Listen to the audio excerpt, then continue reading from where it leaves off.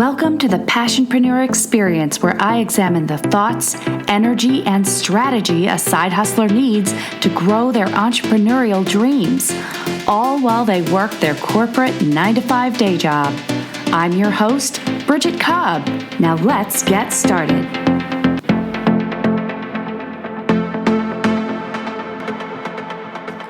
Hello, everybody. Welcome back to the Passionpreneur Experience podcast. I'm really excited to have you guys with me. It's springtime here in Seattle. The sun's coming out. Now, I know we are all social distancing and we are doing our part to stay inside, but I am very grateful to have nice big windows here in my dining room where I'm recording from. And I can see that sunshine coming through. I can see the green buds starting on the trees. And man, it just makes me happy. So love to see the sunshine coming back to Seattle. So this week, I'd like to talk to you about a tactic or a strategy, I guess, that I learned in my time in tech. So in my day job, I've had the opportunity to work with a couple of tech teams, really working with software developers and software engineers.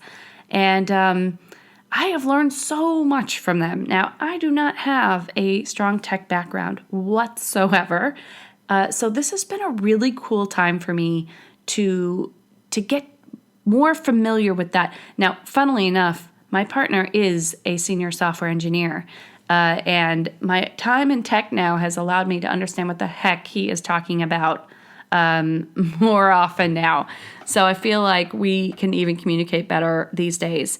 But I have learned a lot from the engineers and the developers that I've been able to work with. And I love taking some of those strategies and techniques that they implement to keep themselves on track to deliver very complicated and fast-paced projects, software development projects, and deliver them on time. So one of my favorite tools that they use is the sprint. And so I wanted to use this podcast episode to talk a little bit about sprinting, what it is, how it's used, and how we can beg, borrow, and steal from that process, regardless of whether we're software engineers or running software projects, but still use the technique to our advantage to get shit done. So let's take a look at it. Basically, first let's start with what is a sprint.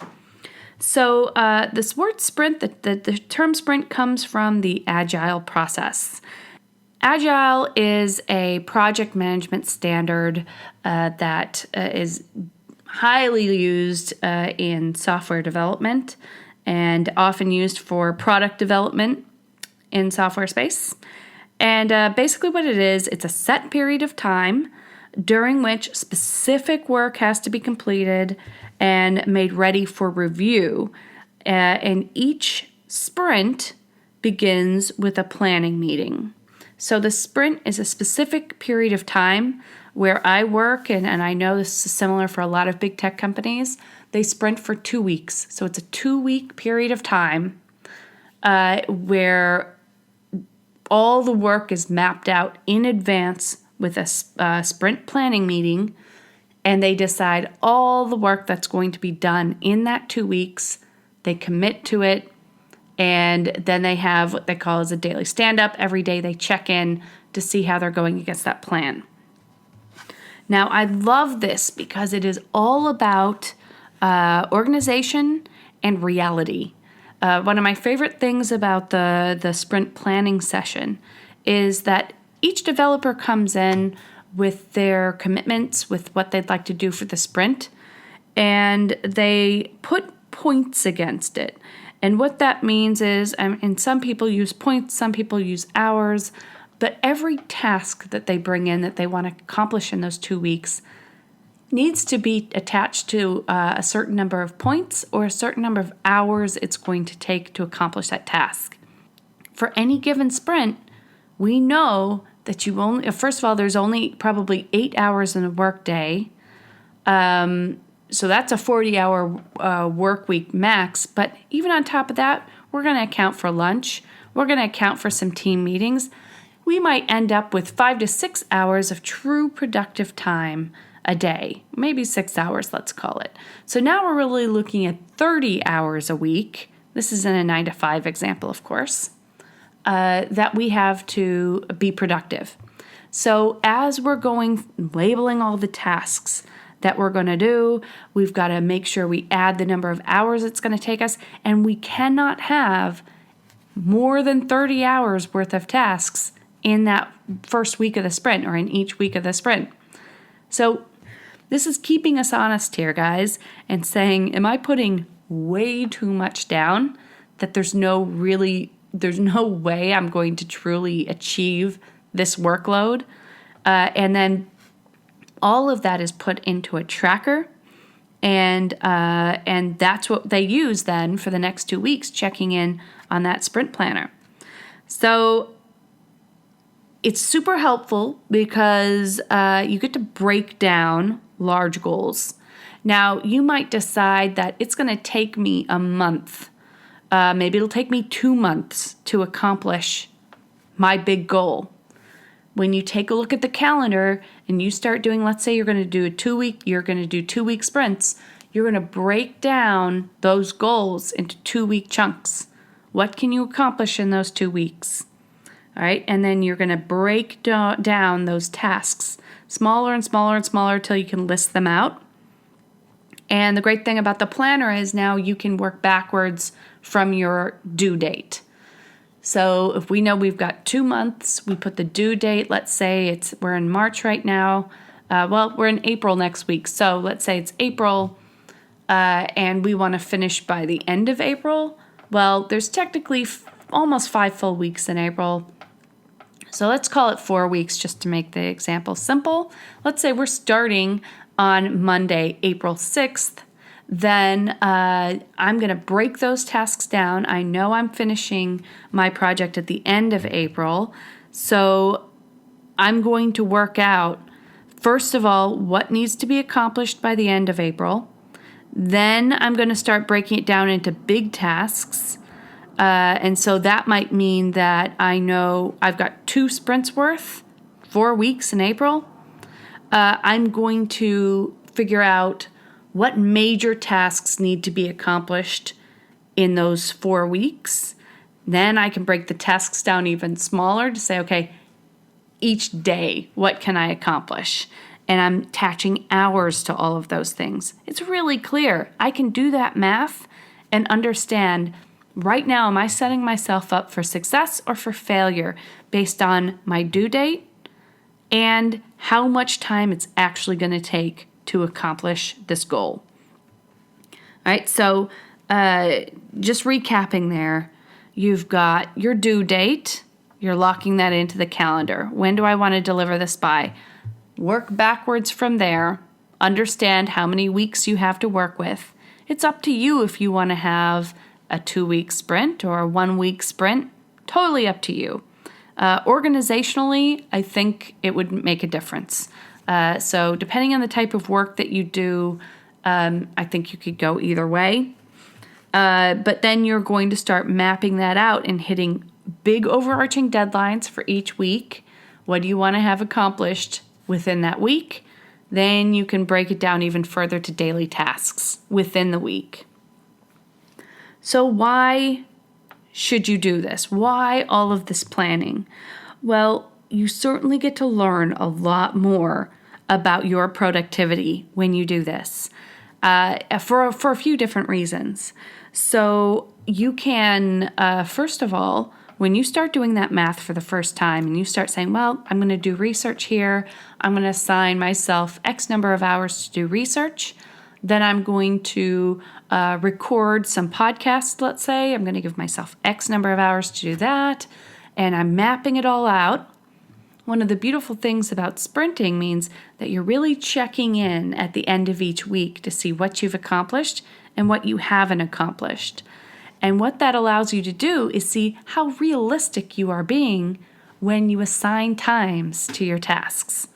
You may find that, you know what, I give myself 3 hours to do a podcast, and it's really only taking me an hour and a half every time. So I could actually do 2 podcasts in the time that I'm allotting myself to do 1 podcast.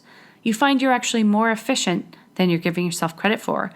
Could work the other way, where you say, I allotted myself X time to do research. Well, historically now I'm seeing every time I put down research, I'm actually not giving myself enough time. I need much more time to dig in there and do the research that I want to do. I need to allot more time there in the future.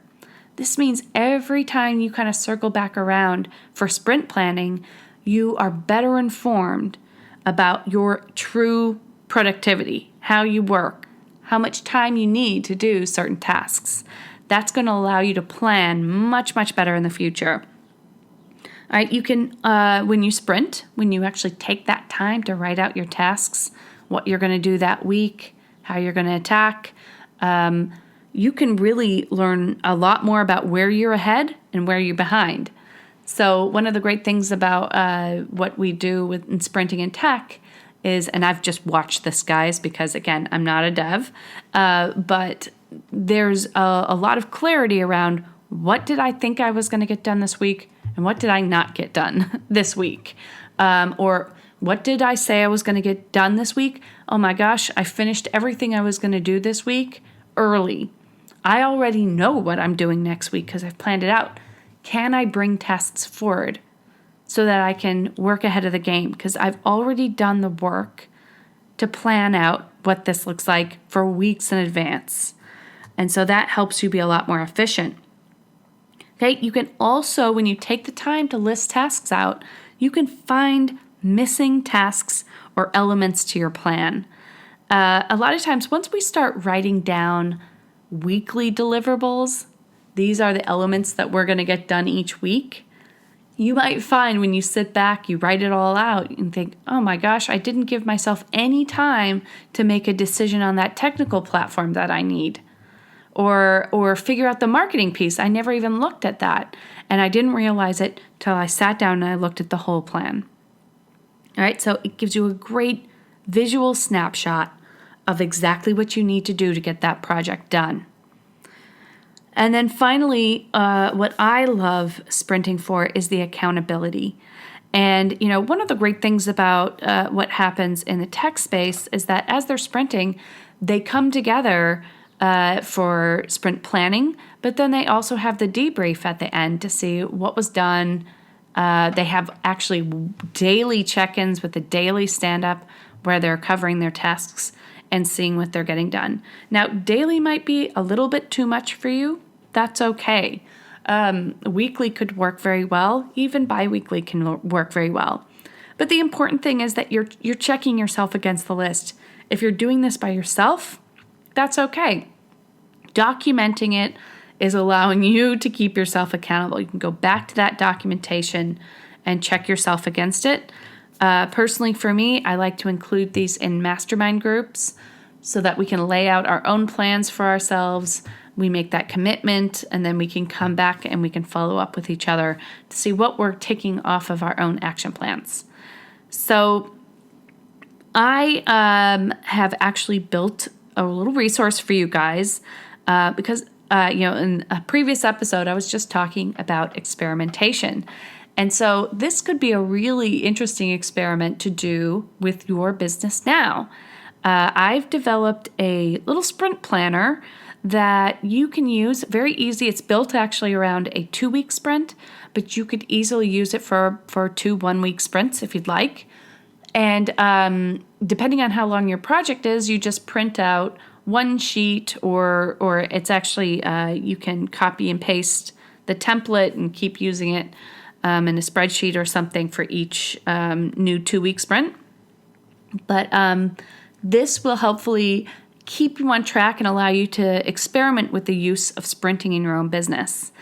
Again, you're going to take that sheet, you're going to fill it out. It's got different opportunities for you to list out the task, the description, to give points or hours. I've gone with hours, guys, for simplicity's sake. So you're going to say how many hours you have available to work in the week. And this is where it's really important for my side hustlers out there, because we know we work a 9 to 5. So you know that 40-hour work week, you can take that right out, right? 40 hours a week already spoken for.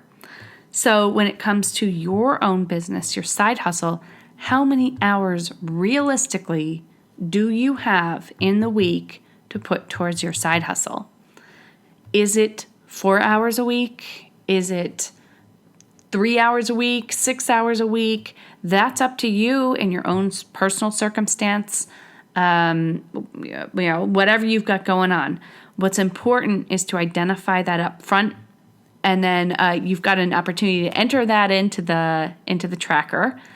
And then as you build out your tasks, it's going to add up the hours for you so that you can check it against the number of hours that you say you've got available. And this is really cool, guys, because if you feel like right now, I think I've got 6 hours a week for my business, even though I'm working a full-time 9 to 5, that's not even a problem. Well, this is why you experiment with sprinting, because I would like you then to plan for 6 hours a week and track it. Are you actually getting 6 hours a week of productivity in there when you start taking in your job, taking in your life outside of work, all of that? You may find that either, you were bang on, you've got 6 hours, or actually, I have more like 4 hours a week. And no wonder I've been putting so much pressure on myself and feeling like I'm always behind the ball. But I wasn't realistic there. I don't have 6 hours. All right, so that's something that you can learn from doing this experiment and really starting to track. All right, so I would like you to head on over to the show notes. You can download this resource for free. I'll also have a link to it up on my website, and I'll have a link to that so you can grab it, or you can get them Instagram. I've got a Linktree link there. So head on over, grab the resource, try it out, and see what a sprint looks like in your business and how it works. This could be a really cool tool to use with a partner if you have one in your business, or work colleagues or a team. But if you are a solopreneur, this is invaluable. You can definitely use this resource, this tool on your own. I know I certainly do, and I am a solopreneur. So that's all I have for you guys today. Love to hear some feedback. If you do start using the tool, let me know how you go with it, and how usable the tool is for you. And we'll see where we go. Thank you guys so much for your time. Keep plugging away out there and doing what you can. Stay safe, stay healthy, and I will see you guys back here next time on the Passionpreneur Experience. Bye. Are you building your side hustle business all on your own? Well, you don't have to. Engaging with and being accountable to a supportive community will increase your productivity and keep you on track. Join my private Facebook community, the Passionpreneur Experience, and connect with like-minded side hustlers just like you. Head to the show notes now for a link to the group and start building the business of your dreams.